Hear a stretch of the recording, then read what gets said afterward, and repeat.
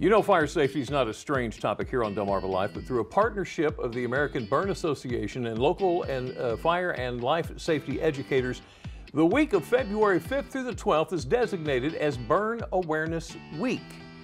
Get this, in 2020, the CDC reported that over 250,000 people received medical care for unintentional burn injuries. Primary causes: flames, scalds, contact with hot objects. So with us this afternoon to talk more about Burn Awareness Week, this is Mike Lowe. He's the senior instructor with the Delaware State Fire School. Thank you, sir, for joining us. Thank you very much, as always. We appreciate the opportunity to be here.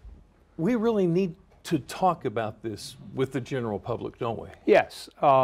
As you stated, burn injuries occur over 250,000 times a year, according to CDC, Yeah. and that's very, very relevant when you consider the expense, the pain, the effects it has on the family post-burn, right, and all that's involved with burn injuries. And all this is related most likely to just a second of not paying attention, being distracted, and just not keeping one's mind on what they're doing. So have you got a theme for this year?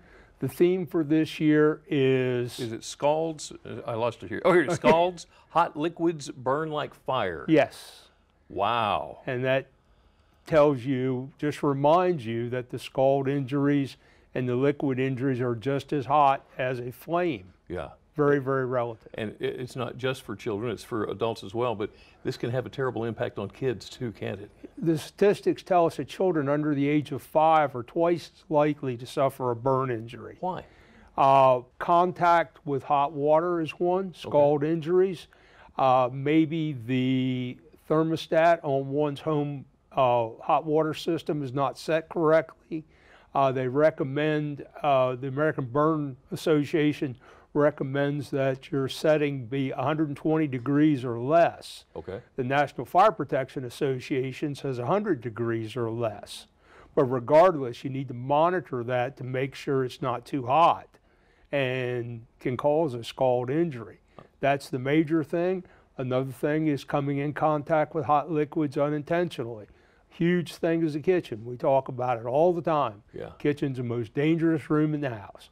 And just by simply not having the handles on a pot turned inward, a child can make contact with them, the pot turns over, and you have a scald injury, very significant scald injury. So for the longest time, we were taught when I was younger, oh, you got to burn, put some butter on it.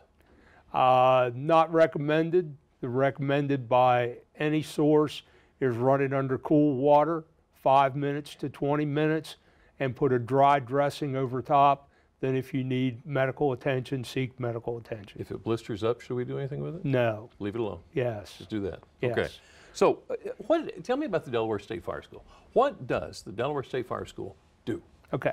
The Delaware State Fire School, obviously we're responsible for training emergency responders across the state of Delaware, and that we do. We do firefighting, of course, basic firefighting skills, officer classes, rescue classes, hazardous materials, emergency medical technician, injury prevention, fire safety. Wow. And national certifications. And all that's done at the Delaware State Fire School? All that is done at the Delaware State Fire School. We have 3 campuses, the main campus in Dover and satellite facilities in Newcastle and Georgetown. Okay. Chief, we're supposed to get cold tonight, maybe single-digit temperatures in the morning.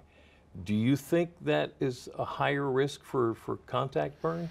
I don't know about for contact burns, but certainly a time where you need to check your heating systems. Yeah. We're a little late in the game now, but we recommend that your chimney be checked annually and cleaned and make sure it's in proper working order. These are all things that are going to come about in the seriously cold temperatures. Right. Mike Lowe, senior fire instructor at the Delaware State Fire School. Thank you so much. Thank you much for everything you've done and stopping in and talk to us this afternoon.